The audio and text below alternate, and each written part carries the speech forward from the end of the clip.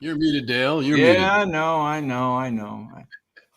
I thought I thought it automatically would mute me, but for some reason I did. I guess I didn't wait long enough. And anyway, and I muted myself, and now, oh well. Anyway, Take two. well, Take two.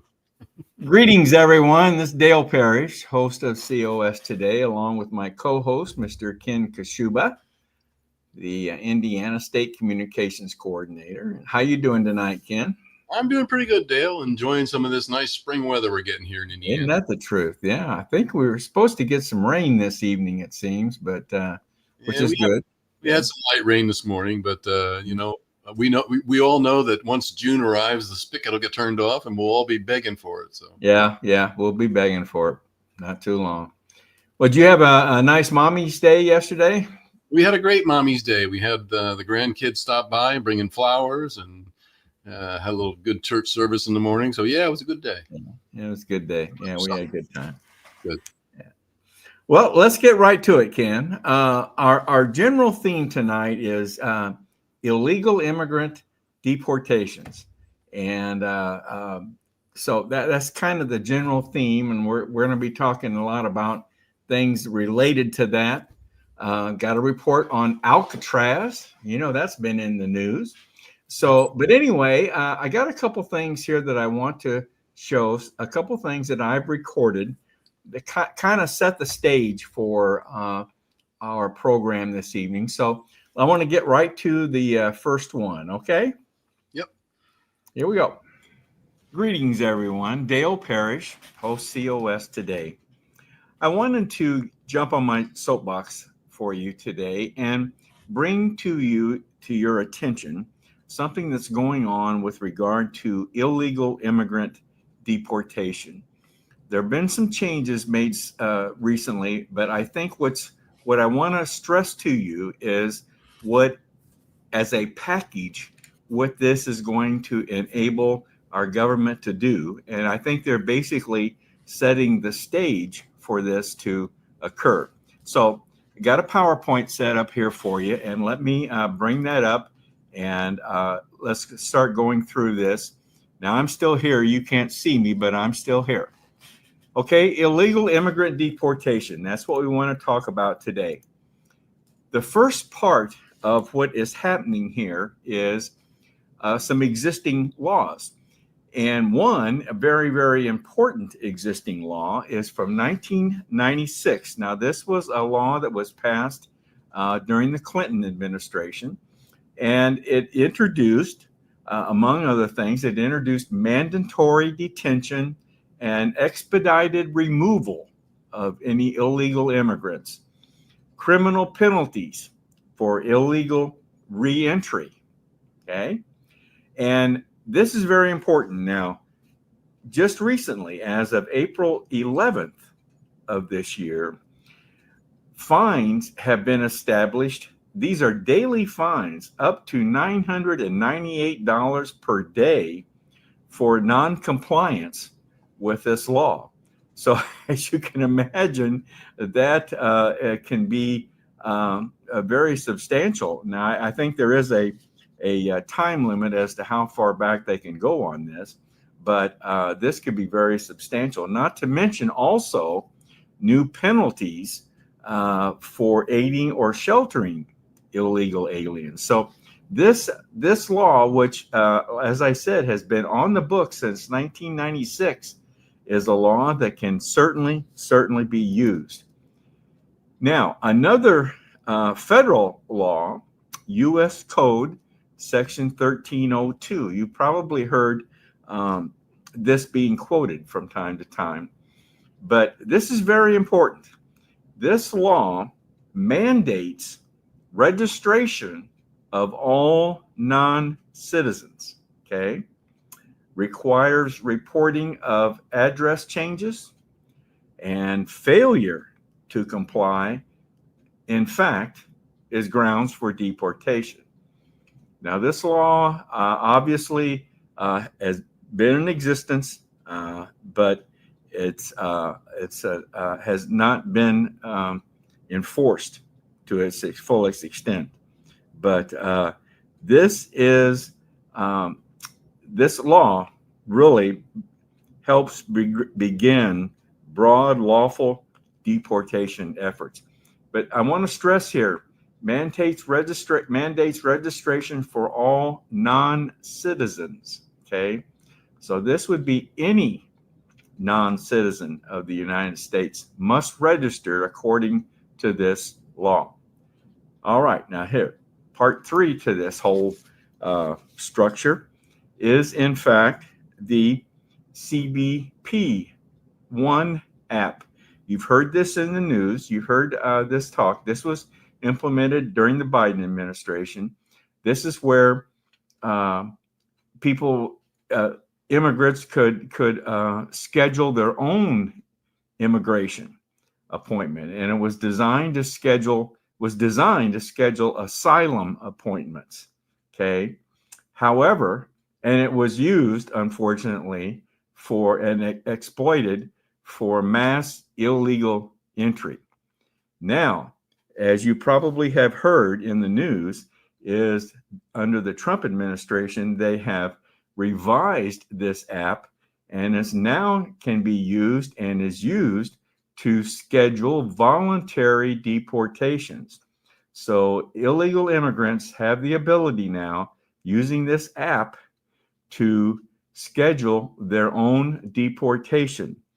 And of course, as you have heard, as we've all heard, that if you voluntarily deport, then you have the ability to come back in under a legal immigration status. Okay, now part 3 of this whole picture is the DHS tip line. Now, this is a hotline operated 24/7 for reporting illegal aliens. Now, this would certainly help law enforcement, and also it's an opportunity to get citizens involved in the border defense and get citizens involved in the deportation of illegal immigrants in our country. Now, how does this all comes together? Now, the point I want to make here is that these are all coming together: the 1996 illegal immigrant law, the U.S. Code Section 1302, the CBP app, CBP 1 app, and the DHS tip hotline. Those are all now come together to form a legal framework which will enable us to track, control, and remove all illegal aliens. Now, I want to stress this: all illegal aliens, okay? And this is what I wanted to point out to you in my soapbox today. This is something that I think is going to be very, very big during the Trump administration.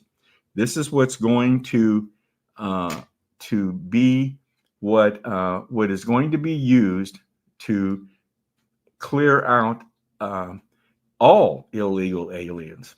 And I think that's what I wanted to stress to you today, is that this framework is now being put in process with these updates and changes.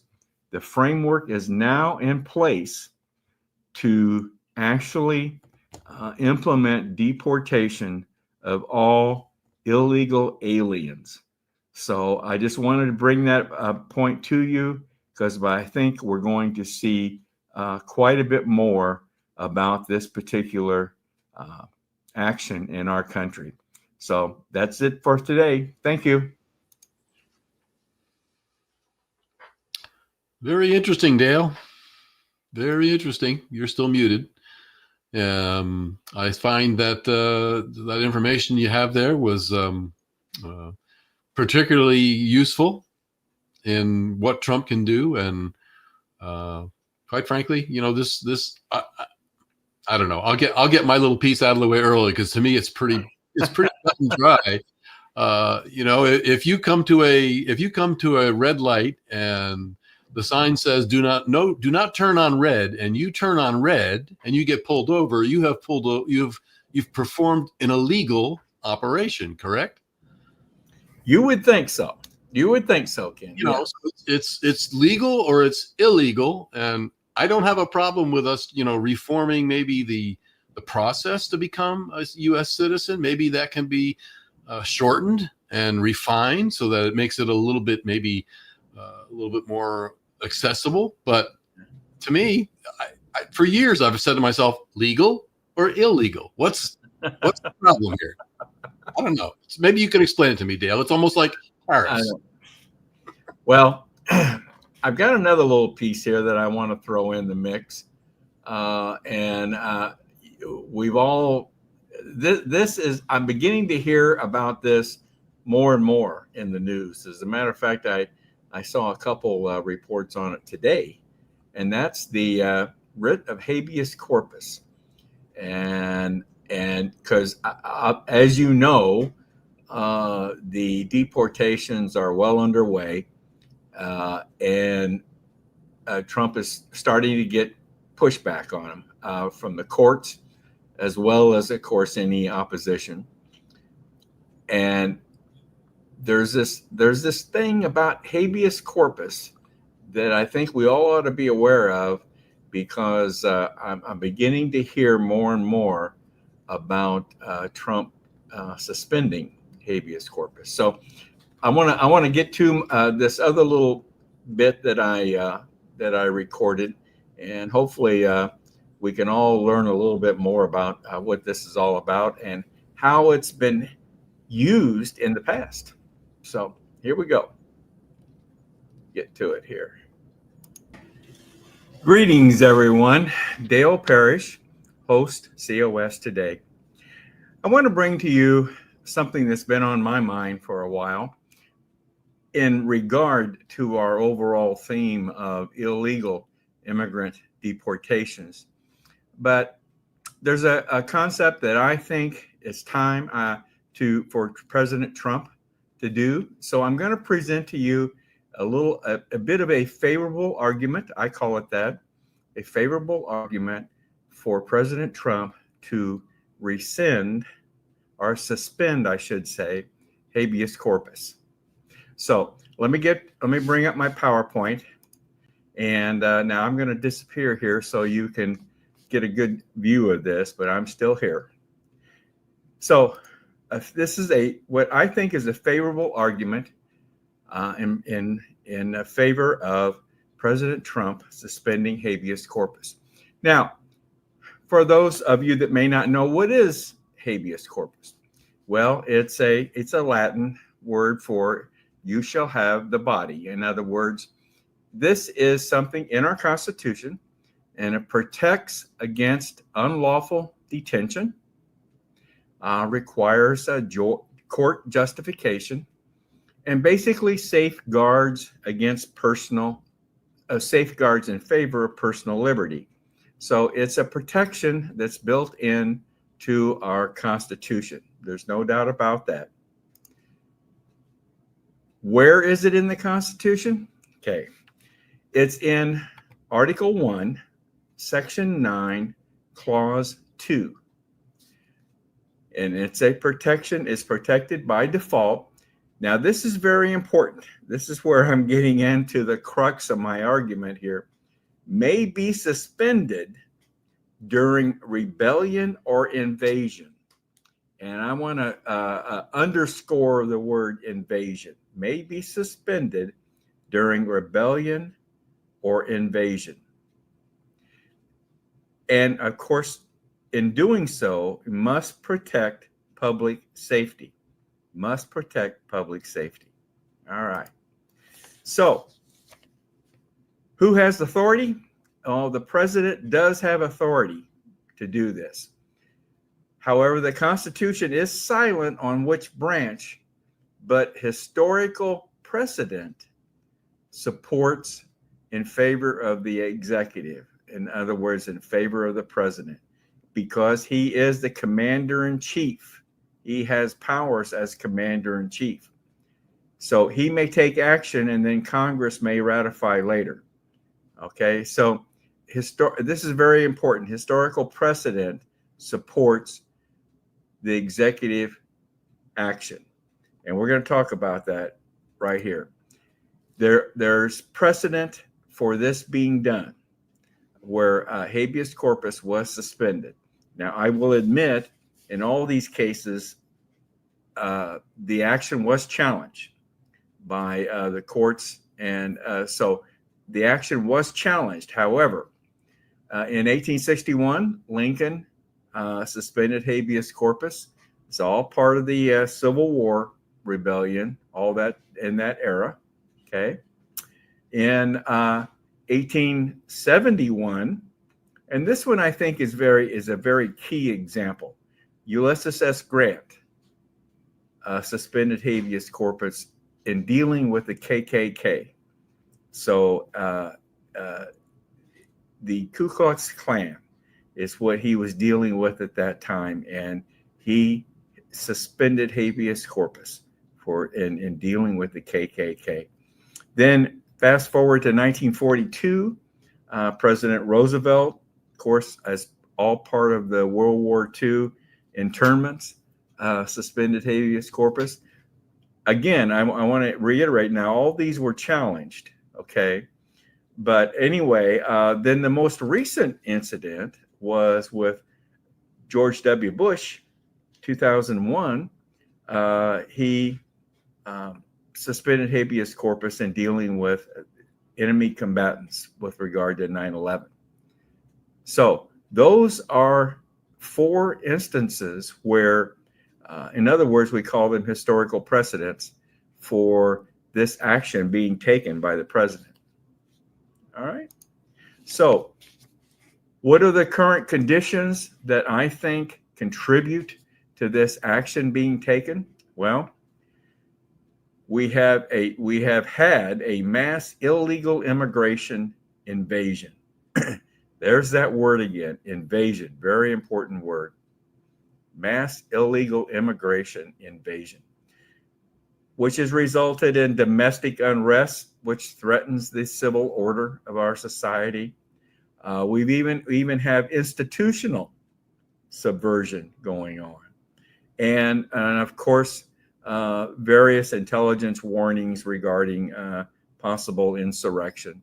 So I think, and I want to stress this invasion aspect. I think these are the conditions that I believe, especially these this first round of illegal immigrant. These are the actual criminals, are the ones that have been accused of actual criminal crimes. Okay, so in conclusion, okay, as we've stated, the Constitution permits suspension for the purpose of safety. There's historical precedent that supports this action.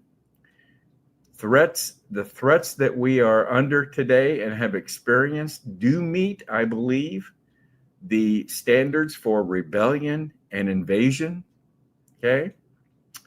And I think this action, taking this action, Trump would in fact be acting lawfully to protect our nation.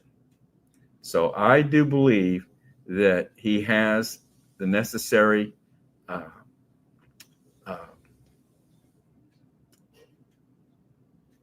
information to take this action if he so desires. So I hope you've learned something there on the writ of habeas corpus, and I certainly have. I wasn't familiar with it, quite honestly, but I think I understand it a little bit more now. I understand whatever he does. If he does do this, obviously it's going to be challenged. I understand that. But I think it's something that I believe the country would be in support of what he's doing. So I believe there's a favorable argument for President Trump to suspend habeas corpus. That's it. Thank you. Have a good evening. Dale, let me ask you one question. That was interesting, and I know you mentioned that all 4 of those examples were challenged. Were all 4 successful, or were any of those successfully challenged? No, they weren't all successful. Right off the top of my head, I think the Bush one was overturned. Huh. And that's one I think. I not without studying each one of those. I'm pretty sure the Lincoln one was successful, but of all those that are mentioned, the most recent with Bush with 9/11, I would think that's pretty obvious. But always, I think it was. I don't. I thought about going into detail on each of these during the presentation as part of my presentation, but I decided not to do that. We'll say that for another program, maybe. But I found it interesting as you mentioned all of them, and you reiterated that they were all challenged. Right. And I don't really recall all the details on them, but as a matter of fact, we're going to have coming up here pretty soon our contributor David Punt from Minnesota. Yeah. He's doing a little piece on habeas corpus here too, and he might mention he may mention a few of the details that I left out of mine. Something to look forward to, yeah. And of course, if I'm going to play devil's advocate here, we all know that the definition of invasion will be the first thing that comes out of one side or the other to make this a challenge. Right. And that stalemate that we've all experienced for decades now. And right. I've already seen that discussed as the true definition of a rebellion and the true definition of invasion, and it looks a lot like those peaceful protests, right? Right. I don't know. Well, thank you. I just I found it interesting in what you were bringing to light there, and just know that those questions might have been coming from our viewers as well. But I think it's something that he might try. Anyway, we'll see how it pans out. Yes. Well, listen, what we got now is we got a piece, part 1 of a piece on Alcatraz that our state director, Dale Tipton, has put together for us. And I think I found it very, very interesting that he goes into the history. Well, I won't tell everybody what it's all about, but he presents a lot of information that I certainly wasn't aware of. So this is part 1, and we'll play part 2 a little later in our program tonight. But let's get into part 1 here on Alcatraz. Okay. Sounds good. Well, greetings, everyone. Dale Parrish, host COS today. Well, we have a very interesting topic to discuss here, kind of in line with our theme here of illegal immigrant deportations. Our COS State Director for Indiana, Dale Tipton, has agreed to give us some information on Alcatraz.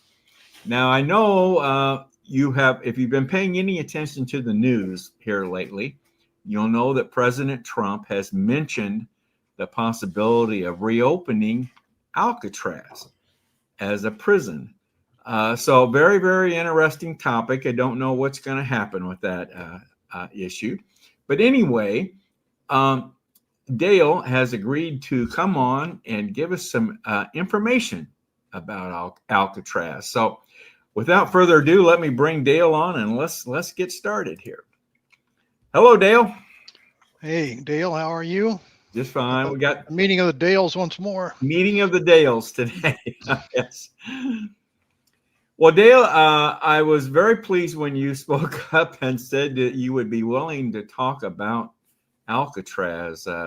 As I just mentioned, it's of course been in the news that President Trump has mentioned that as a possibility. I think now. I think as a possibility to use in the illegal immigrant deportation process. I assume, but am I Well, right? just for clarification, I actually heard him speak on TV earlier today, and he was asked about Alcatraz once more, and he mentioned he had a plan to reopen it, and he views Alcatraz as a symbol of law and order, and the fact that we want to take the most dangerous criminals in the country and keep them as far away from the population as possible. And Okay. so as far as the immigration stuff, you could potentially be talking about MS-13, you know, Tren de Aragua, and some of these other groups that have been making headlines for being pretty bad actors. Now, so do you think the topic of Alcatraz does pertain to illegal immigrants, or could it pertain to any and all dangerous? I would say any and all. Any and all? Listening to him this morning, yeah, Okay. yeah, All any and right. all. Uh, Let's for our viewers to know this, if you don't mind, Dale, I hadn't even thought about this until right now, but we know you are a retired FBI. Did Alcatraz ever was that an issue in any way in your FBI career? No, it was closed long before I even came on the job. Okay, all right. Just wondered. I didn't know if that was. Yeah, we did have occasion doing different investigations to visit, area prisons, um, just primarily to interview people who were potential witnesses or had intelligence that they wanted to provide us. But that would have been a long haul to drive or to fly out to Alcatraz. It would have. Yes, it would Yeah, have. I stayed a little bit more local. Okay. All right, Dale. Well, let's get started then. Well, let's take a look first in a little bit of the history. Okay. So in 1775, there was a Spanish explorer by the name of Juan Manuel de Ayala. And so he was basically the guy that discovered this area. And in San Francisco Bay, there's 3 islands there, and one of which he named Alcatrazes. And so if you take Alcatrazes over the years and throw some English at it, it basically eventually became Alcatraz. Okay. For something a little bit easier. And the general thought, although it's not, it's somewhat debatable, the term is believed to mean pelican or strange bird. Oh, okay. And so if you think about the type of wildlife that you might see off the coast of San Francisco, I mean, that's probably entirely possible. So in 1850, President Millard Fillmore, we don't hear much about President Fillmore.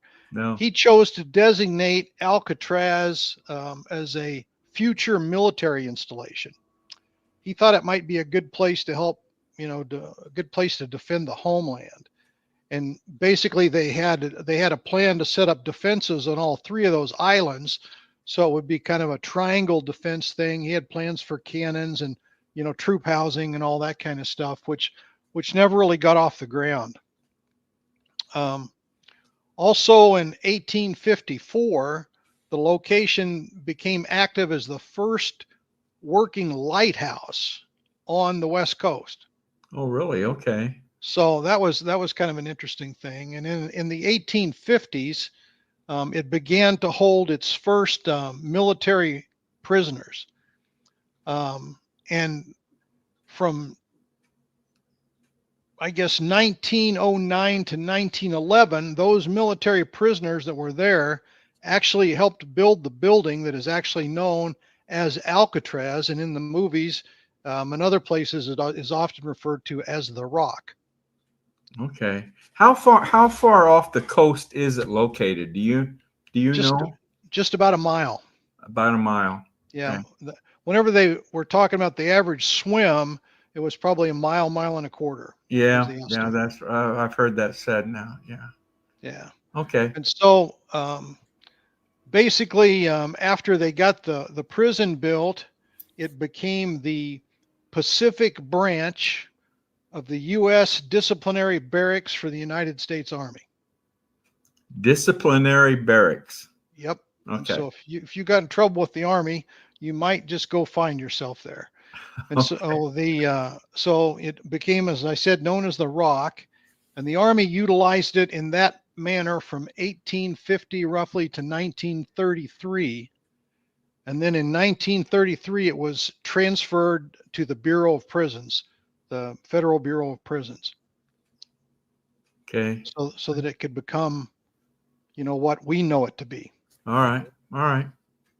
So just a brief description. Um, it's not, it's a pretty bare bones kind of a place. But it was full of individual cells. There was no mass housing of people like any big common areas or anything like that. The cells were 5 foot by 9 foot, and each prisoner got his own cell. Wonder why it was designed in that way. I Well, guess. I think these guys, due to the type of personality that were coming in there, they were dealing Yeah. with some huge problems, and I think they really wanted to minimize the association and planning that could take place. Yeah. I could see that. I could see that. Yes. Okay. So that's kind of the way that worked. It was all men. There were never any women that were there, Never any women, huh? and it had a maximum capacity of 336 prisoners. Wow. Okay. During most of the time it was under operation, there were anywhere from 260 to 275 people in there on average. Okay. Okay. So it was apparently it was never full. If it Never was, full. it wasn't for very long, huh? Yeah, I don't think it was ever full. Interesting. It was ever full. So we may want to take a minute. You want to talk about some of the people that were in there? Okay. Is that the famous people? Is that Famous prisoners. Okay. Yeah. So if you want to just bring back your memory a little bit, this goes back a while. We had a guy by the name of Al Capone. Yes. Yes. So Al from Chicago history. Yeah. You had another guy by the name of George Machine Gun Kelly, Yeah. who was another one of the famous gangsters. You had a fellow that was once known as Public Enemy Number One by the name of Alvin Karpis. Huh. I don't know That if you remember name's not. him or not. But Alvin Karpis was also associated with the Barkers, and Arthur Doc Barker was also one of their famous guests. Okay. And they held the Karpis and the Barkers formed what they called it was referred to as the Barker Karpis gang.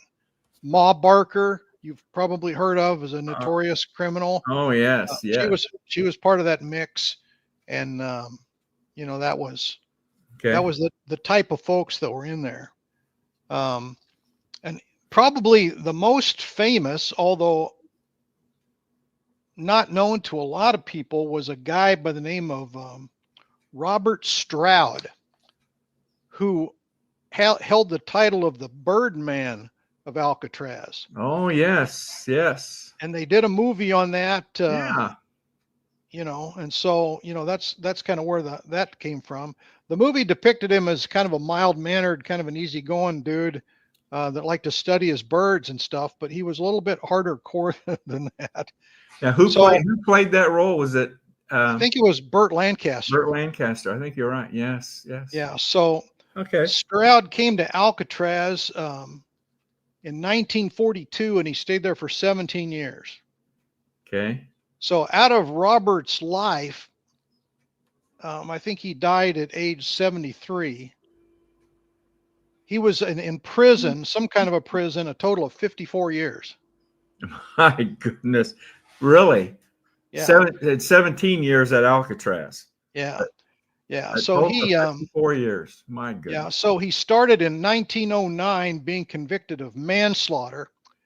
And after he got into the prison system, he attacked another inmate and caused some serious damage, which caused him to be transferred to another prison.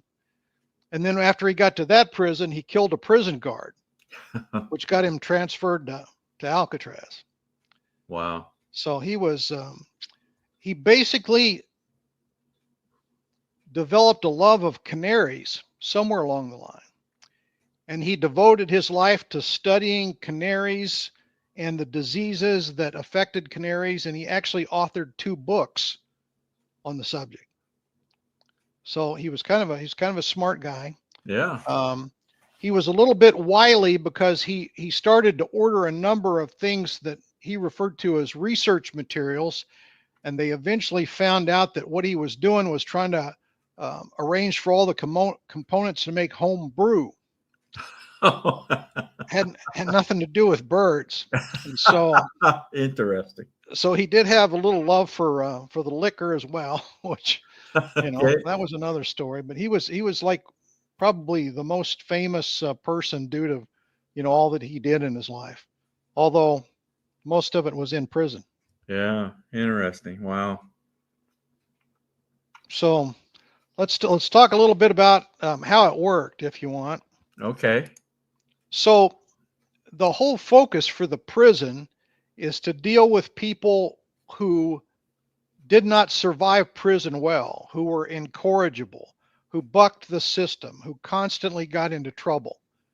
And so Alcatraz was designed and worked in such a way that they wanted to be able to control people's behavior to the point of rehabilitation so that they could go back into a normal prison setting.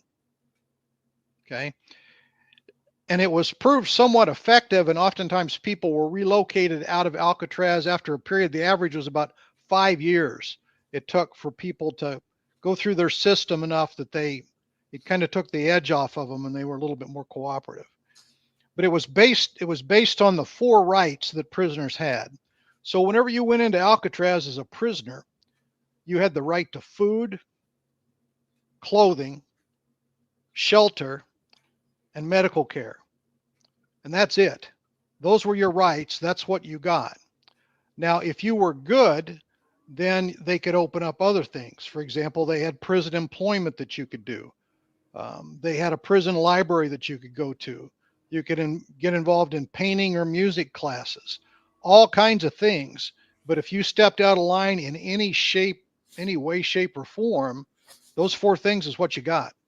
And that was it. Hmm. No contact with family, nothing. I mean, there were no real rights other than, what they needed to give you to keep you alive. So Okay. that was their system. And so people got used to living in that in such a way that it basically did moderate their attitudes and made them a little bit more pliable. Obviously, if you did anything towards a guard or anything like that, it was right back to zero. Yeah. Yeah. So I imagine things got pretty lonely with no interaction except for your cellmate and all those kind of ththings. Well, you didn't have a cellmate. Well, you had a guy next to you, but Yeah. Next cell. Yeah. I guess you could probably talk. And it wasn't clear whether or not there were bars between the cells or whether it was an actual wall. Yeah. Yeah. So Hmm. it's a very, very interesting place. Okay. So what's next on the agenda? Escape attempts. Yeah. Everybody's there's been movies made about this, but the facts are it kind of goes like this. There were 36 men during its 29 years of operation that tried to escape, none proven successful. And with the 36 men, there were 14 separate escape attempts. So many of them involved multiple people. Out of the 36, 23 were caught, 6 were shot and killed in the vicinity of the island, and 2 drowned that they're sure of. There was a total of 5 missing and presumed drowned. So the 5 bodies that were never recovered. So if you wanted to romanticize it, you could think in your mind that maybe somebody made it, but if they did, there was never a trace of them again after that. So they were presumed drowned. And so, Yeah. and they were often presumed drowned because as far as fitness goes, you couldn't, there's no fitness equipment, weight rooms, any of that kind of stuff. And so whatever calisthenics you could do in your cell, that's all you had to do really to stay fit. And so that would have involved a mile or a mile and a quarter swim against sometimes strong currents, and there was an extreme risk of hypothermia once you got in the water. Right. The water was often, pretty cool. Yeah. And so, who knows? Maybe there's somebody out there that lived a good life after he escaped, but we certainly have no proof of that. Okay. All right. All right. Very good. So on the issue of why it was closed, basically they determined that an Alcatraz single prisoner, it cost 3 times more than the average prison cost to house that prisoner at Alcatraz. It just wasn't economically feasible. Say that again. It cost 3 times. What? Say that again. It cost, if you were at Alcatraz, the cost to house you was 3 times greater than the average prison in the States. Okay. On the mainland. All right. So it wasn't a good bang for your buck. And so they made the decision to close it in 1963 after 29 years of operation. Okay. Okay, Dale, we're about out of time here. I know you want to get to the problems of it and whether to reopen it or not. Can you come back and give us that part at another time? I would be happy to. Okay. I'm going to send you back to the lobby here, and we'll close this segment up and get you ready for another one. Okay, folks, that's our first segment on Alcatraz with Dale Tipton. So been very, very interesting so far, but I think we're going to get to the crux of the matter. Do we want to reopen this or do we not? So we'll see you on segment 2 of Alcatraz. So thank you very much. See you then. Well, Ken, did you know all that? No, I didn't. I didn't know all those details. Very interesting. I think what came across my mind as kind of a question was, obviously, I'm taking an educated guess that when I was surprised to find out that was more costly than it was mainland prisons, and I'm wondering whether it was because of the cost of getting food and what have you to the island, transferring, guards and what have you back and forth for shifts. I wonder if that all played into that. Obviously, a cost of moving stuff to the island. Yes, Dale's going to go into that. He's going to mention some of that stuff. Okay. In the next part. Just my own thinking there, but yeah, very interesting. Yeah. I thought it was very good too. What do you think he's going to recommend? Is he going to recommend opening it or leave it closed? Of course, and he's going to mention this. It's a big tourist attraction. Oh yeah, it's a museum, from what I understand, and one of those things that maybe I should put on my bucket list if it does get open. But I don't want to get there any other way. But yeah, my inclination is I think he's going to want to open it. Okay, that's my thought. I mean, I think we have more modern ways of making that cost efficient, but I think it's the deterrent enough that I think it would make people think twice about just coming here, getting your credit card, your free hotel, your education, and everything else free, even though you're illegal. All right. Well, we'll see. We'll see what he says in part two here. For right now, Ken, how about you telling our viewers what they need to know about that QR code up in the corner? Yeah, we've been discussing that QR code. That's there for people that would like to show that they enjoy and support the programming of COS today, bringing you features like Alcatraz. I mean, that's a pretty good topic and a very interesting chat. All you need to do is get your smartphone out there and grab that QR code, put in your name and email address, and you will join a list of other volunteers as well as people that are just looking to support the channel. But I guess it's a collection of things like we're hearing tonight on Alcatraz, different contributor segments, well as some educational information and a way to basically show your support. There is no donation button on the link, so it doesn't cost you anything. It's totally free. So we're looking for people to go ahead and support us, get on that list, and we look to expand that as we get more and more people involved. Okay. All right. Good. Well, we got a segment here on our friend up in Minnesota, David Punt. Actually, we got two things on him this evening, and this is his standard audio segment called Dave's Daily Dose, and he's also talking about habeas corpus. So I thought this would be interesting. Now, then we got him coming back on here very shortly after we do part two of Alcatraz. So, but let's take a listen to David Punt on Dave's Daily Dose.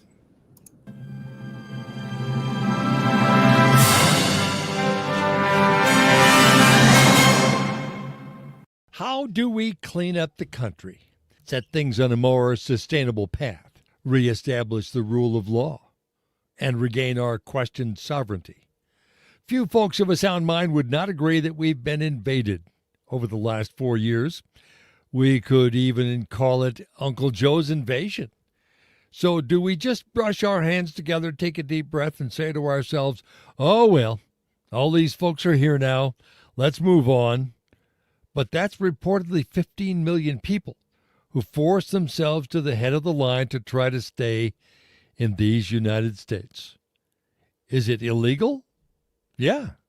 Do we just look the other way and wait for the next invasion? This is Dave's Daily Dose on Broken Road Radio. I'm David Allen Punt. Rogan O'Handley has an idea, and his idea would work for dealing with lefty judges standing in President Trump's way of dealing with illegal aliens. Suspend the writ of habeas corpus. Remove their supposed right to due process. Load them up and move them out. O'Handley offered his idea to the Washington press corps earlier this week and then passed on to his 7 million social media followers what he'd done.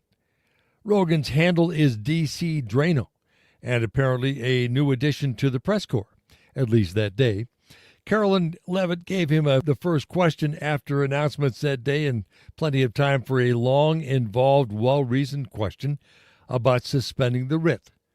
Tom Holman was also there that day to brief reporters on his ICE activities, so it must have been Illegal Alien Day. A writ of habeas corpus, Latin for show me the body, and that translation courtesy of 4 years of high school Latin. True, there was only Latin 1 and Latin 2 in the olden days when I went to school, but some of us are slow learners. Lincoln suspended the writ during the Civil War to arrest and detain Baltimore city leaders who wanted to wreck the train tracks between their northern and southern neighbors. During Reconstruction after the Civil War, Ulysses Grant rounded up members of the Ku Klux Klan and held them without trial. Franklin D. Roosevelt suggested suspending habeas corpus to keep a handful of German spies who came to America to bomb buildings and blow up stuff. Wikipedia said George Bush tried to keep Yasser Hamdi detained. He was a guy who took advantage of birthright citizenship because he was born in Louisiana of non-citizen parents. The Supreme Court said no to George. as long as Hamdi would renounce his citizenship and be deported back to Saudi Arabia, where his family had moved. Would suspending the habeas corpus rights against imprisonment and obstruction of life and liberty work to clean out illegal aliens? Don't know. Once again, it depends upon what the Supreme Court says, and you know that's where this is headed. We'll see. I'm David Allen Punt.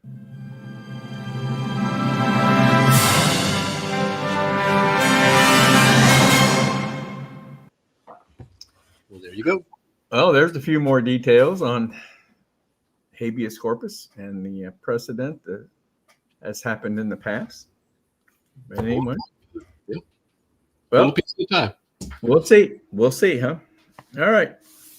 Well, let's go on to part 2 of Alcatraz with Dale Tipton and get to the really good stuff here. Okay. Here we go. Well, greetings, everyone. Again, Dale Parrish, host COS today. We're back with our COS Indiana State Director, Dale Tipton, and we were talking about Alcatraz. And Dale had presented to us a great in-depth presentation on the history of Alcatraz and some of the famous prisoners that had been housed there and escape attempts and so forth. So we want to get now to the latter part of the presentation about a reopening Alcatraz, and we'll get into that discussion. But I want to bring Dale back on here, and let's kind of refresh our memories on the first segment a little bit, and then we'll get into the final segment here. So let me bring Dale back on. Hello, Dale. Thanks for coming back. Yeah, greetings once more. No problem. No problem. Why don't you kind of refresh our memories a little bit about why Alcatraz was closed, and then we'll proceed from there. Okay. Yeah, well, it was generally just a matter of economics. After they ran Alcatraz for a couple of decades, somebody started looking at the cost factor, and it was determined that if a single prisoner was housed in Alcatraz for, say, a year, to house that same prisoner in any other federal prison stateside, in the United States, it costs 3 times more for the Alcatraz prisoner than for anybody else. And so, although these prisoners were dangerous, nasty individuals, the cost of housing them, whenever you say 3 times the average prisoner, it just didn't seem to make sense anymore. Yeah. And so it was in 1963 that they made the decision to close it, bring everybody back across the water. Okay. All right. Okay. Well, do we want to reopen it? Well, President Trump would like to reopen it.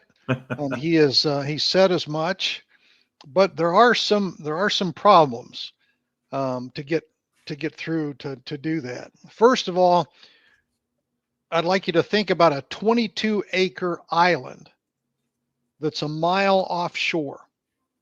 Okay, that's where everybody is, and so everything that prison used had to be brought by either a regular boat or a barge. Yeah. And so, that's a lot of stuff. Think about groceries for 300 prisoners, guards, support staff, and all of that kind of stuff. Just that. Transporting staff to and from. So another item that is somewhat significant now, much more than it was then, there was no sewage treatment on Alcatraz. And so the raw sewage was dumped into San Francisco Bay. Yeah, that would be a big issue today, wouldn't it? So if you're an environmentalist kind of person, I mean, that's just a major thing. And you're talking about California here, so that there are many strict regulations concerning that. Yeah, yeah. And so things kind of seem to escalate over time, but during the time that Alcatraz was in operation, they had to physically move 1 million gallons of water per week to the island because there was no fresh water. Oh, oh my goodness. Yeah. So 1 million gallons, that's a lot of water. And I assume now with the updated facilities and things that people use and cooking and stuff, it would have to be more now, much more probably than it was then. So, I mean, that's a major, major thing. Another complicating factor is Alcatraz is now owned by the National Park Service. It is a major tourist attraction, and over 1.5 million people a year come to visit Alcatraz and to take the tours. And so, that's a generator of revenue. I mean, it's Right. a key asset in the National Park Service as far as tourism. So I'm not sure that the National Park Service would want to let that go. It's all controlled by the government. So Department of Interior would have to sign off on it. So I don't know.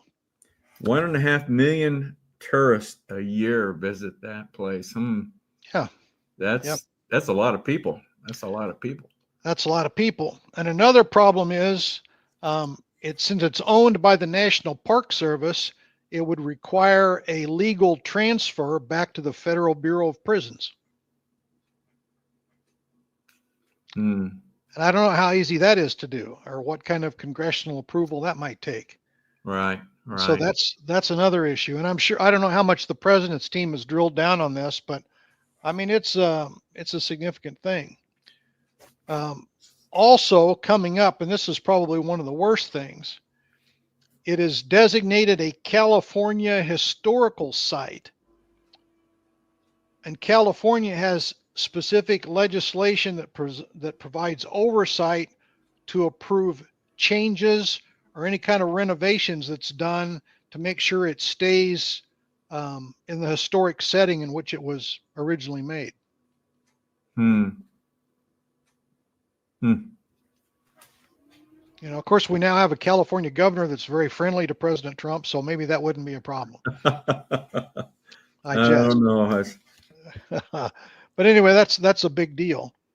And so you would also have to build new buildings for staffing facilities, power generation plants, boat docks, electrical infrastructure. All of that kind of stuff would have to be completely gone through and probably built new. Yeah. And the grand kicker is not only have all of these other changes taken place, but also building code has changed. And so now, if the building was literally crumbling in places at the time it was closed. So however it would be rebuilt would now have to be earthquake proof.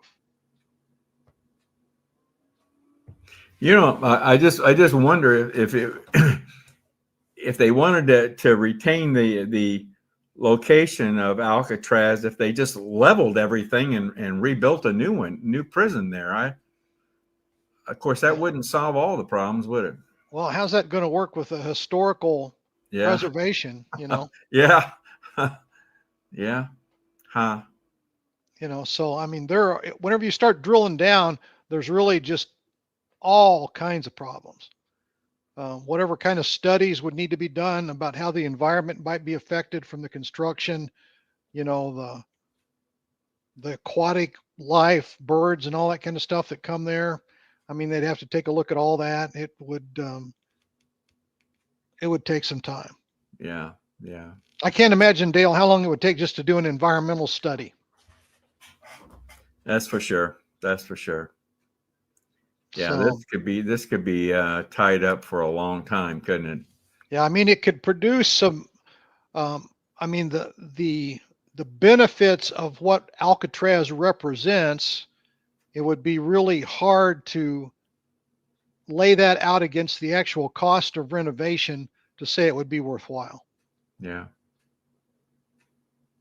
To me, it makes El Salvador and Rwanda and some of these other places they're looking at to house U.S. prisoners a little bit more attractive.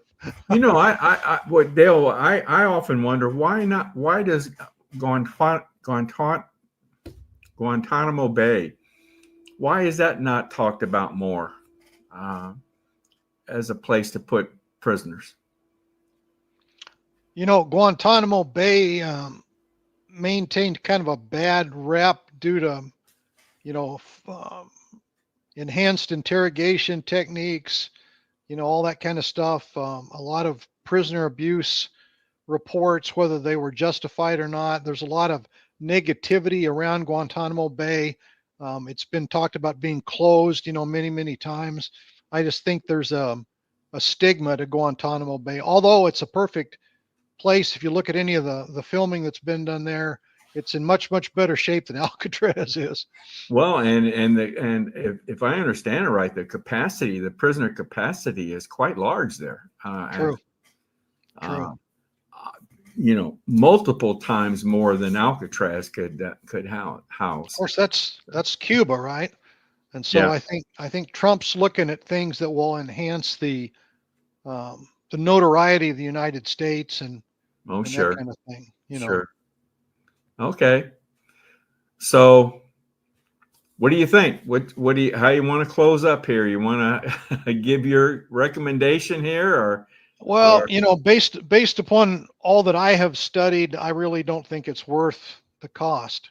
Yeah. Whenever we're sitting at 36, 37 trillion as a federal budget deficit, I think this is the type of project that sounds good, but whenever you put that up against the need to completely redo the air traffic control system in the country, you know, they just had another significant outing in New Jersey where the whole thing went dark for like 90 seconds. Right. Second time within a week. There's a lot of work that needs to be done that costs a lot of money. And I don't know how it is around your house, infrastructure, roads, bridges, all that kind of stuff that's also in need of repair from years of neglect. I think we could probably spend our money someplace a little bit better than Alcatraz. Higher priorities. Keep reaping, maybe jack up the fees for tourist tours to make a little bit more money and let it ride. All right. Okay. Well, let's wrap it up there then, Dale. I want to thank you for taking the time to research all this. It's been very, very informative. A lot of this I wasn't aware of, but hopefully our viewers will feel the same way. So you bet. Dale, thank you very much for doing this. Thank you. My pleasure. See you again. Thank you. Well, folks, that's a wrap on Alcatraz as a possible designation for criminal illegal immigrants, or possibly, as we mentioned, possibly all criminals. But I don't know. It's certainly debatable. But I think maybe the conclusion might logically be that maybe not a good idea to pursue this. So anyway, that'll be it for COS today. So everyone, thank you very much for tuning in. Well, there you go, Ken. Well, you were overruled. You were overruled. My hat's off to Dale, but I have one rebuttal, which I think I'll throw back at the whole situation. His name is Elon Musk. Give him a challenge, and we might find a way to do that. And we just, with all the money we're finding, we just might be able to find a way to get that done. Well, I don't know. I mean, just a lot of things you really don't think of, and obviously the research that Dale did was just great. Yeah. And it is, like I said, a great idea, but yeah, the hoops that would have to be jumped through. And again, we might be, you and I might be long gone by the time the Congress and the two parties got together on this. So, yeah. But well, I've basically heard two reports on this on the news, and one for it and one against it. So. Yeah, and I guess the other thing I'm thinking of as Dale was going through that, 300. What was the total? 300 and some odd prisoners. I mean, the maximum capacity of that doesn't seem like a whole lot. No, when you consider what we'd be looking at putting in there. Right. To play that side of it.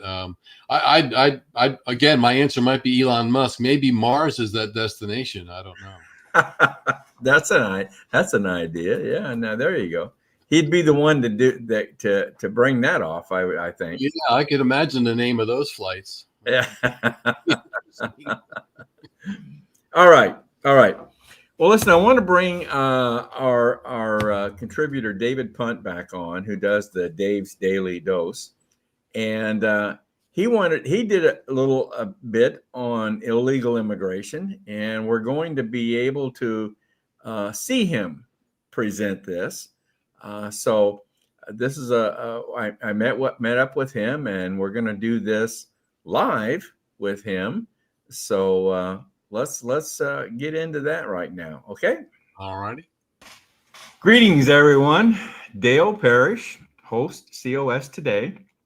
Well, folks, we have a real treat for you this evening. You know, we've brought in a new contributor over the past, well, it's been some weeks now. Young man out of Minnesota by the name of David Punt. And David has been doing the Dave's Daily Dose series. Been doing a great job. He does a lot of great work for us. However, every series that he has sent us has been audio only. So tonight we're going to let Dave do another segment of Dave's Daily Dose, but he's going to do it live. So we'll get to watch him create another one of his segments. So without further ado, I want to bring David on and say hi to him here. Don't tap your screens. It's just me. It's okay. Hi, David. How you doing? Good. Well, I think I've told everyone how great you are. So you're going to have to live up to it now. And you said I'm young. I did say you're young, didn't I? Thank you very much. That's very nice. Well, most people are young compared to me anymore. So we'll just go with that. David, now what are you going to talk to us about this evening? Illegal immigration is a topic that it's not a brand new topic. We've been talking about this for quite some time. I'd say 10, 15, 20, 30 years. Yeah. And it doesn't seem like there's any solution. Yes, agree. Now, David, while I got you on, you're on the radio, right? You have you want to tell everybody? Sure. Yeah. A friend of mine and I do a regular radio show Monday through Friday, and it's on computers. So you don't have to live near the station. It's brokenroadradio.com. And then you click the little button that says play, and you can listen to us as we're doing the program. Okay. And there's also a chat window on the website that if you have questions or comments, or try to keep it clean. Don't be cheap shotting us. And as the guy that's with me is the guy who founded the station. A guy named Jim Park, and I've known Jim for probably 20 or 30 years, and we talk every once in a while that we're actually brothers of a different mother. And we have so many similarities in our life. Both of our wives are named Carol. Oh, is that for right? Example. Yeah. I've seen some of your program. It's very good. You seem to have a lot of fun, the two of you. And you play some music, right? As part of the program. The music. Jim has picked all the music out himself, and he's got it on his computer. And the music is half Christian music, and it's not squeaky soprano Christian music or old timey country stuff, but it's modern Christian music, and it's very listenable, very, very pleasant. Okay. And the other half of the music is ballads and top 40 covers from the 50s, 60s, 70s, And he likes to say the 4 good songs from the 80s. All right. Of course, those 4 are my favorites, so we play them a lot. Of course, of course. All right. Well, David, I'll get out of your way here and let you go. So, folks, this is David Punt with Dave's Daily Dose. Take it away, Dave. Hank Johnson, Georgia representative, is concerned that the United States may be dallying along the edges of a do-over for the Third Reich. Hank is best known for making the statement years ago that he was concerned if more Marines moved onto the island of Guam, the island was doomed to sink. Hank tried to paraphrase the well-known German minister's Jeremiah warning, "They came for Latinos outside Home Depot, but I didn't say anything because I'm not a Latino at the Home Depot." Hank needs a speechwriter. This is Dave's Daily Dose on Broken Road Radio. I'm David Allen Punt. But now Hank could add, and then they offered illegal aliens a free plane ticket and $1,000 if they'd self-deport and possibly be able to come back into the United States through the front door and apply for citizenship the right way, instead of relying on a political party who only wants to flood the zone and coerce legislators into granting them a path to citizenship the wrong way, or something like that. Maybe Hank would say, but I don't need a plane ticket because the U.S. taxpayer pays for all my travel, and I don't need the money. Besides, I'm already a citizen of the United States. And then he would look around to one of his assistants and asks, I'm a citizen already, aren't I? Department of Homeland Security announced the new program on the 5th of May, Cinco de Mayo, although that's probably a coincidence. The Trump administration is offering a carrot and a stick to get done what needs to get done. Uncle Joe let lots of illegals in, and now it's up to his more common sense successor to get them out. Here's an added incentive. Illegal aliens can show their patriotism to their hoped-for someday country by accepting their illegal status and leaving on their own. No hard feelings. Nice try. Somebody probably talked you into it. It was tempting, all that free stuff and living in a nicer place, but we have rules here. And one of them is there's a front door and a back door, and you came in the wrong one. I'm sorry. I wish there was a nicer way to say it, but there's not. All those knotheads who are ranting and raving and protesting and carrying signs are not your friends. Not really. They want to keep you in your illegal status forever, for whatever reasons. In some cases, for the kindest, gentlest, warmest, most welcoming reasons, but they're wrong. You have to go home now. And to show you our hearts are in the right place, here's your one-way plane ticket and some spending cash when you get there. Vaya con Dios. Go with God. But go. I'm David Allen Punt.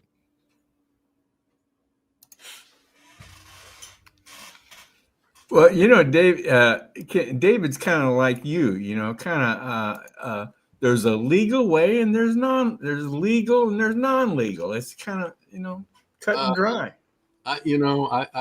I've struggled with this for a long time, Dale. And I guess, common sense or just things that really are black and white to me. We have created so much gray in the area that we couldn't float Alcatraz on all the stuff that we've got. Yeah, I think you're right. It really, I guess, my sympathy goes out to all the people that are doing it right.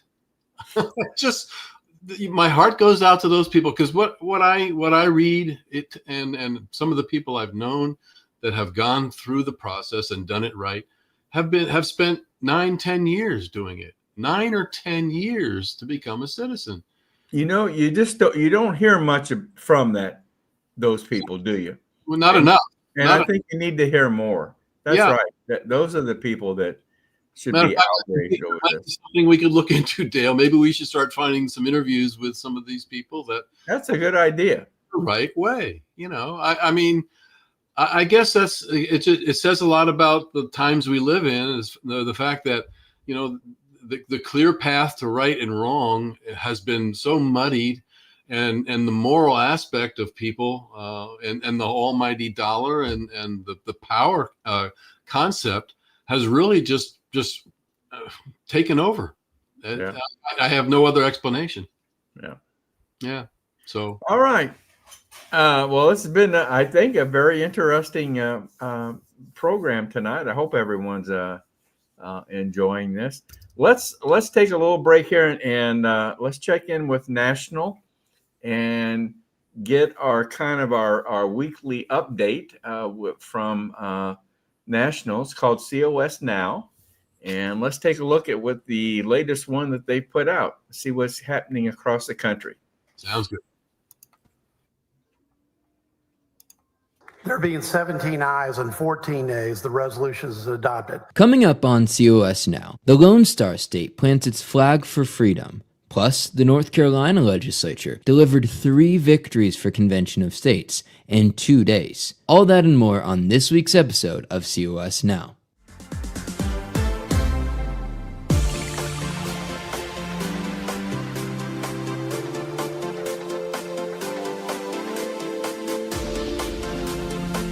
What do we want? When do we want it? On Monday, the Texas Senate State Affairs Committee advanced Convention of States HJR 98, clearing the way for a final vote in the Texas Senate. That vote, a vote of 17 to 14, occurred Thursday afternoon, and it ensures that the Lone Star State will remain a part of the Convention of States movement indefinitely. The states created the federal government to go do specified tasks. The federal government has gotten larger and larger and larger in its control. So my assessment of our current circumstance and why I think so many folks want this is because the federal government, on almost all national policy questions, treats the states as nothing more than subcontractors to federal will. And that's why the states want to get their creation under control. Congratulations to the Texas team on this monumental victory. But North Carolina wouldn't let Texas have all the spotlight. On Tuesday, the state of North Carolina had its first significant legislative activity of the year for COS. House Judiciary 1 Committee passed our Article 5 application and 34 Ready bill. Then, on Wednesday, the Rules Committee passed those same resolutions, placing them on the calendar for a same-day debate in the North Carolina House of Representatives. That afternoon, the House approved both measures, first 34 Ready by a vote of 61 to 53, and then our primary resolution by a vote of 62 to 51. Here's lead sponsor of both bills, Representative Riddell. We cannot continue to spend ourselves stupid like this and expect good results. There has to be a restraint upon spending from the federal government. Now, this is a bipartisan issue. This is not a Democrat issue. This is not a Republican issue. This is a bipartisan American issue. Both bills will now advance to the North Carolina Senate for final passage. Will the Tar Heel State become the 20th in history to join the COS movement? Go to conventionofstates.com/latest for a deep dive into these stories. Popular podcaster and social media influencer, The Girl Named Blake, joined this month's COS at Home, where she shared her story of how she became a Convention of States supporter. Finding out that there's something that is a pipeline, is a direct way that we can actually make an impact through our elected representatives is exciting and invigorating, and goes, oh wait, this is a system that is supposed to work for us and actually can work. And so I think that makes it really easy to buy in that this is something that our founders knew we would need. And it's like, all right, now we need it. You can watch that full interview at conventionofstates.com/at-home. Let me know in the comments what legislative victory you're most excited about, and I'll see you next week on COS Now.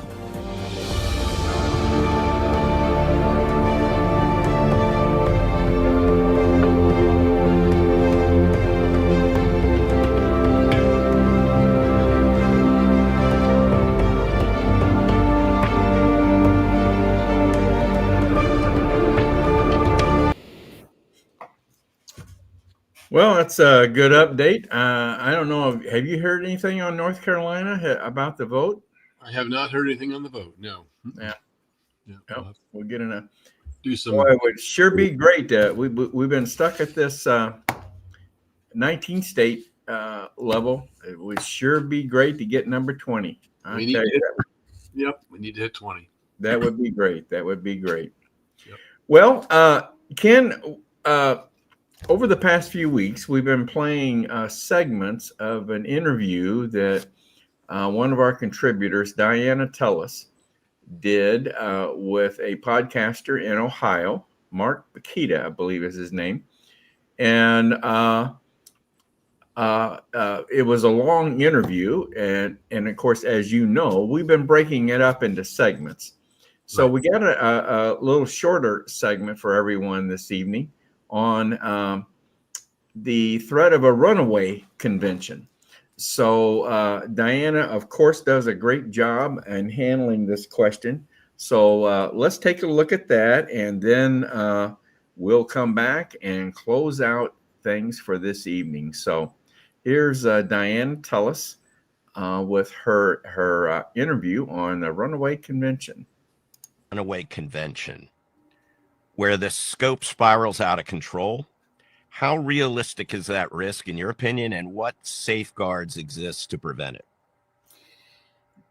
I don't see it as a risk at all. I've never bought into that. I think that is scare tactics that were introduced by progressives in the 50s, 60s, 70s that just never went away and have imparted fear. And it does make me sad that people actually think that there is a chance of that. I have no reason to believe that our delegates or commissioners would behave anything but appropriately. Do you ever see that? Do you ever hear of a convention or a meeting or I've rarely heard of any state house or federal convention or meeting that went awry and the result was the opposite of what was intended. I mean, it doesn't really make any sense to me. It's based on the premise that our founders allowed their constitutional convention to do something that it wasn't allowed to do. And we know that is not true, that our founders did act according to what their state legislatures had allowed them to do, and that they acted in good faith. And to say that they didn't is kind of disgusting, because these are our founders. They've come up with an amazing constitution that has served us very, very well. And we do want to protect it. We want to restore it. But to suggest that there would be, this all out anarchy or something makes no sense to me at all. If somebody is affected, and I'm sad for that, if they're affected by the notion that our founders acted, and if our founders couldn't get it right, under George Washington, no less, the most trusted, honest leader of the age, I sincerely doubt he would have allowed these states to step out of what they were allowed to do. Apparently, Congress had issued at the time verbiage that suggested they were just going to work on the Articles of Confederation. And in the end, they ended up writing a constitution. But Congress had no authority at that time. The states they were sovereign, and they had the authority at that time under the Articles of Confederation to address the Constitution of the United States, and to, if they needed to recreate a new document, they were allowed to do that. This has been debunked, the issue of a runaway from 1789 or 1787, actually. Mike Ferris debunked that in an article called Defying Conventional Wisdom. And it's in the Harvard Journal of Law, a peer-reviewed article. And I would strongly recommend that anybody who is concerned that we can't handle something and that our founders didn't do it right either, that you should be reading that, and please do that dive and take a look at that. We'll make sure that a link to that article is put in the show notes for this, so we can make it easy for people to get to. The article, the invocation of Article 5 and what it can do is too important to allow like doomsday language, and we're going to blow up the Constitution and it's going to run away. That's not fair. That is not fair to what we're trying to do. And this is too important It's too important for that. I actually equate what's going on with Article 5 and how amazing and what a powerful tool it can be. I equate it to the folks who lobby against like nuclear energy. We know it's clean energy, we know it's safe. Even lower its emissions disposal, it's cleaner. Yeah. The disposal of any waste has been managed. It's very manageable, and it's far cleaner. And they disallow it because of, I don't know why, because fear. They want their way. I don't know why. Ideology. Similarly, the forest management. I know a gentleman who fights forest fires in Idaho. If they could manage it the way they need to manage it, they would have far fewer fires. To be safer for everybody and better for the environment. They disallow it, and it's the same kind of thing. So you throw out something fearful at people and it's a hard concept to understand. Then you've potentially lost, or slowing down for sure, a tool that could be just really, really beneficial to the country.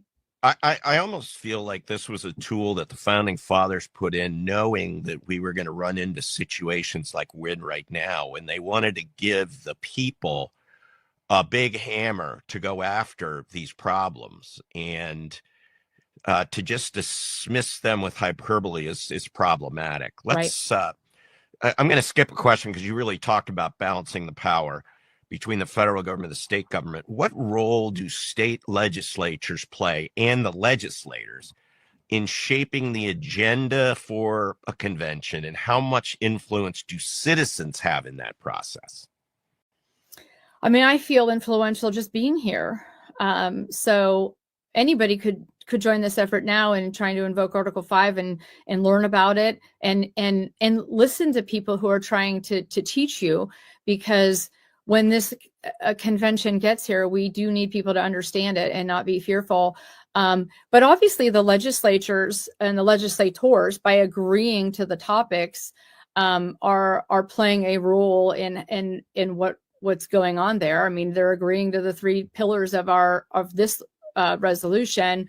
But also there is what we're suggesting the states do. We do have a second piece of legislation. Our resolution is one thing. It's only 4 pages. We can drop that, leave that with you, Mark, so that people can read the resolution, at least Ohio's resolution. They all match, mostly the states. There's a little bit of unique verbiage in each state, but the functional language of the resolution is the same in all states. They need to match. The 34 states need to match.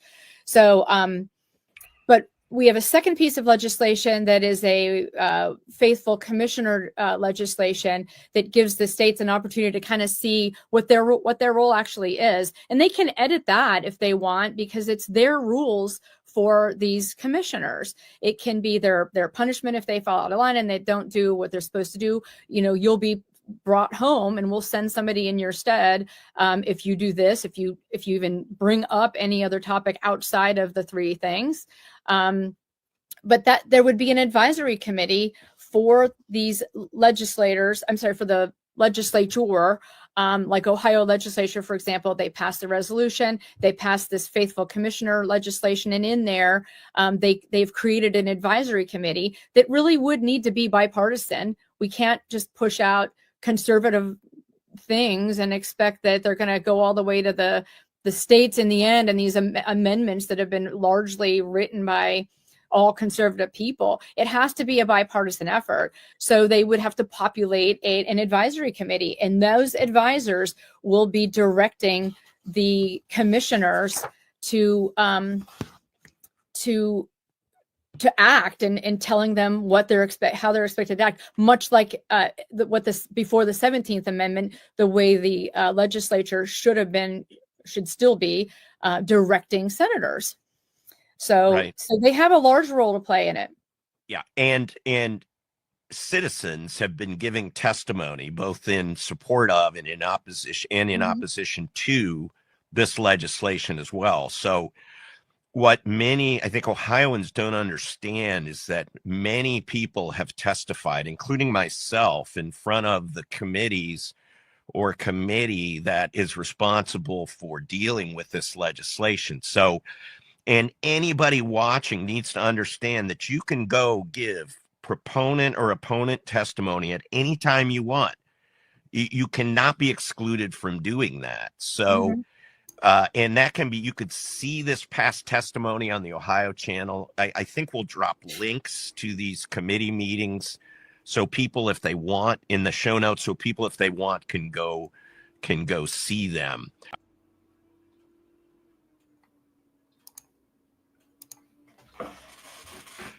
Well, as you know, Mark is from Ohio, and they're very focused on Ohio. But I think Diana does a good job on talking about preventing a runaway convention. So thought I'd bring that to everyone this evening. So Ken, let's start wrapping up this evening. Okay. Sounds good.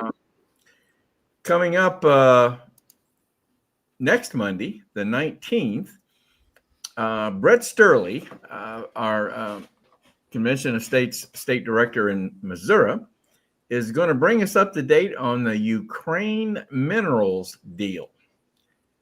That ought to be very, very interesting, I would think. A lot of stuff going on in the news today. Right now with Ukraine and Russia. The leaders, I guess, are going to be meeting in person when, this Thursday, I believe it is. I believe it's Thursday. Yeah. Yeah. So maybe Brett will be able to kind of bring that into his presentation too. So ought to be very interesting. Interesting. And coming up on then the 26th is our next roundtable. And we finally have a topic, and it's called Restoring Common Sense. Ought to be a lot to talk about there. I think that's a really great topic that John has brought up. So restoring common sense ought to be very, very good, Ken. Yeah, as long as we're all speaking English, hopefully they'll understand it. At this point.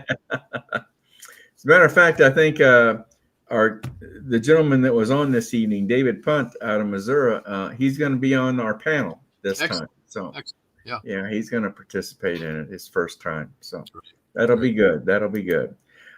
Well, as usual, anyone that has a question about our broadcast, our suggestion, whatever you want to communicate with us, send us an email, raiseyourvoicecos@gmail.com. That's raiseyourvoicecos@gmail.com.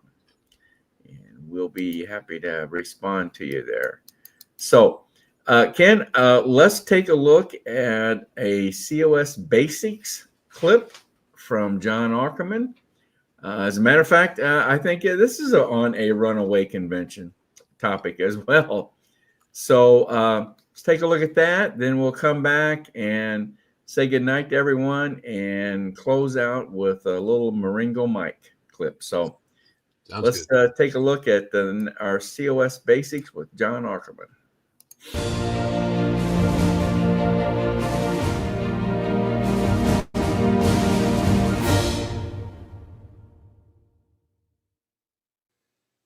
John Ackerman for Convention of States, Indiana. In this series on COS Basics, I'm having fun busting some myths. And this myth is that an Article 5 convention be controlled. That's what they say. But the fact is that an Article 5 convention is a state-led process. State legislatures control the process from beginning to end. How do we know this? We know it, first of all, from comments made during the various states' ratification debates. Secondly, we know it from the historical record of other interstate conventions held before and after the 1787 Constitutional Convention, which was held in Philadelphia. Here's an interesting quotation from the ratification debates in Pennsylvania. Quote, "The proposed federal constitution cannot be very dangerous. while the legislatures of the different states possess the power of calling a convention, appointing the delegates, and instructing them in the articles they wish altered or abolished. Close quote. From the historical record, we know that numerous interstate conventions had been held in America before the Philadelphia Convention in 1787. The founding generation was intimately familiar with the interstate conventions and their process. In every instance, state legislatures controlled their delegates. States voted as states. Each state got one vote, and every convention stayed on topic. Remember this, an Article 5 convention doesn't even happen until 34 states agree why they're meeting. That is a 2/3 supermajority of states dedicated to keeping the convention on track and on subject. Even if we throw away the other 16 states as hostile to the agenda, that doesn't matter. That won't matter because each state gets one vote. And guess what? 16 votes does not beat 34 votes. Never has, never will. And those 16 states would have to convince 22 other states to pass any bad amendments. And those 22 other states, those 22 other state delegations would be answerable and accountable to their state legislature. So, the myth that an Article 5 convention cannot be controlled, busted.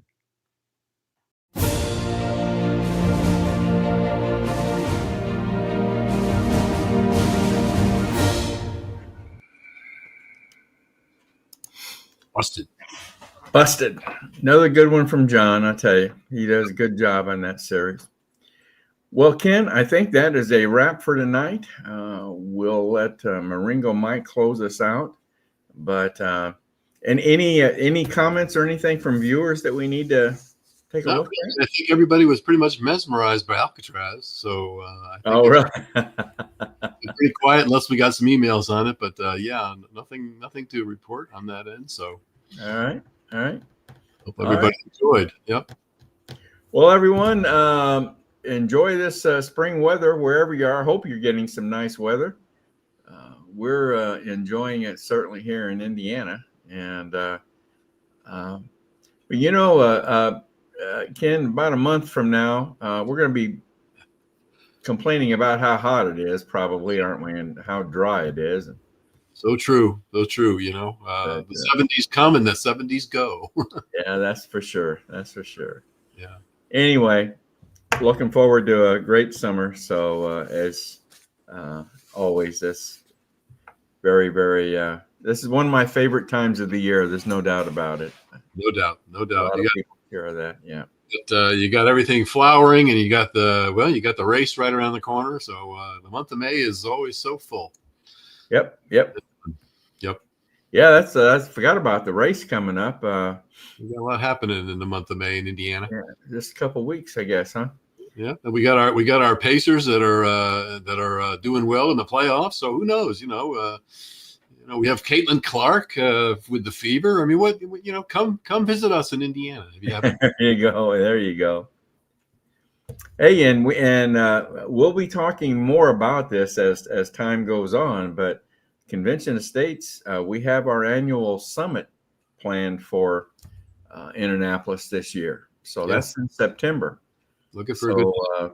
As a matter of fact, Ken and I will be there interviewing various people that we find there, and that ought to be an exciting time. Yeah. I've never been to an annual summit. Have you been to one before? I've not been to one. No, they've always been the wrong timing and the wrong place for me. So I'm looking forward to it. It's really literally going to be within 3 miles of my house, so I can't miss it. Right. Okay. Well, that's a wrap. So everyone, thank you for tuning in this evening, and look forward to seeing you all again next Monday. So here's Marengo Mike, and to close us out. Marengo Mike here with a reminder that our work to raise the bar on making our federal government accountable to the people is only halfway done. We need to grow our grassroots army of citizens every day to fulfill the vision of our forefathers and keep our land free and prosperous. So, if you have never signed the petition to show your support, use that QR code and do that now. While you're there, why not kick it up a notch and volunteer for many of the positions available where your talents can make a difference as we march into a new year. Thank you, and God bless.